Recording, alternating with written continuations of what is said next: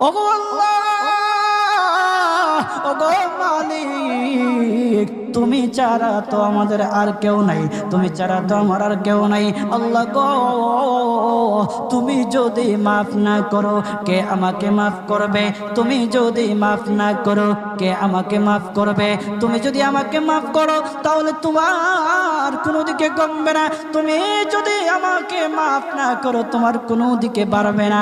আল্লাহ গো, তুমি আমাকে মাফ করে দাও। সারাটা জীবন অন্যায় কাজ করেছি, সারাটা জীবন নাফরমানি করেছি, আমার কাছে কালেমার দাওয়াত কম আসে নাই, আমার কাছে কালেমার দাওয়াত কম আসে নাই, আমাকে লোকেরা কম বোঝায় নাই। ওগো আল্লাহ, তুমি আমাকে মাফ করে দাও।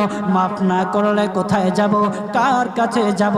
বাবা যখন মারে তখন মার কাছে আশ্রয় নেওয়া যায়, মা যখন প্রহার করে তখন বাবার কাছে